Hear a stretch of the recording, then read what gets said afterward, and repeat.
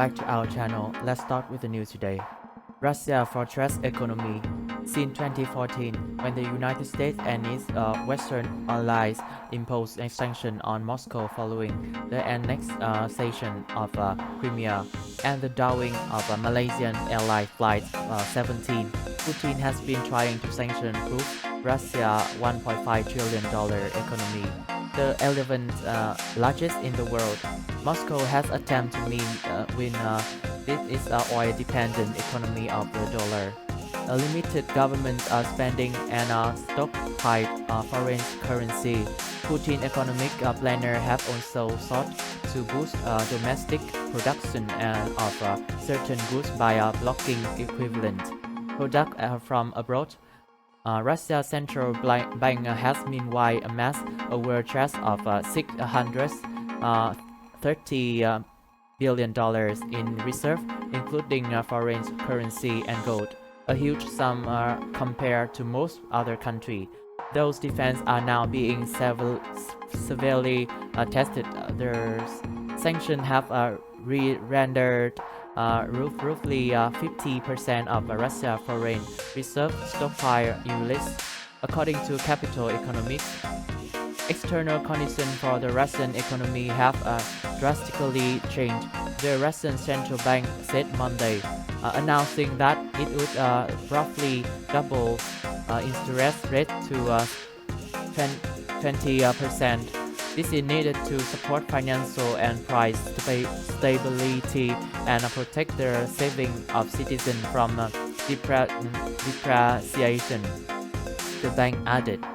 Russia is also imposing capital controls. The central banks ordered companies to sell foreign currency on a Monday to prop up the ruble as it plunged to a record low against the US dollar, and Putin is planning a decrease that would temporarily ban foreign companies and investors from selling Russian assets, which have become toxic for many since the invasion.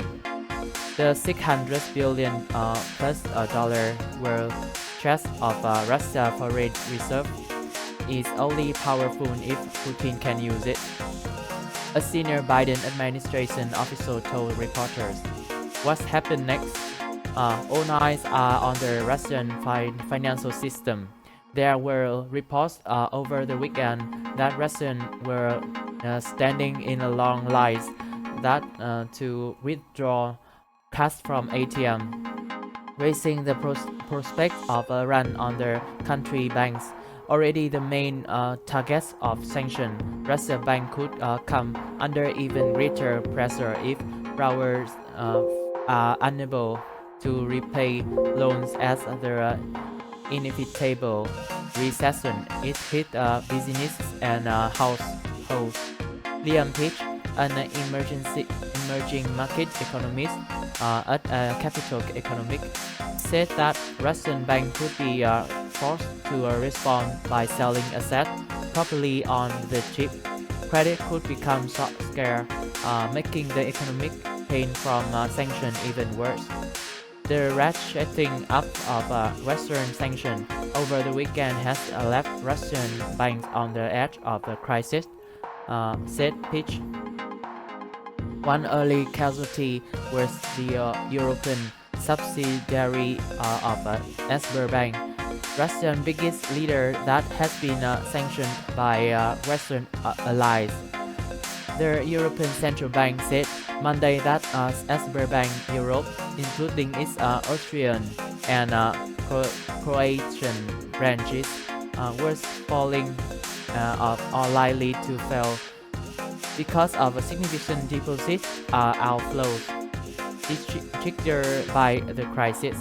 Another problem is that Russian banks only have enough foreign cash on hand to cover roughly 15% of the foreign currency deposit on their books. The central banks would normally supply banks with foreign currency, but with half its were chest out of about, it may not be able to do that and defend the ruble at the same time. The central bank could be under pressure for months or even years, thanks to oil and gas the value of Russia export far exceeds import and payment into country are a major source of foreign currency. But investors and business could try to move large amounts of foreign cash outside the country as the ruble falls, forcing the central bank to spend up to $100 billion of its available reserve this year, according to Capital Economics. At the same time, the West could crack down even harder. The United States and its allies could remove the more Russian banks from SWIFT and further restrict their access to dollar and euros. According to the Institute of International Finance, they could also cut off Russian energy export, although that would cause price to spike. Further escalation of the economic conflict could have major consequences. Don't forget that in human history, economic wars quite often turn into a real one. Former Russian President Dmitry Medvedev said Thursday in response to Lemire comments. This is the end of our news today. If you like this video, please like, share, and subscribe for our channel. Thanks for watching and see you next time.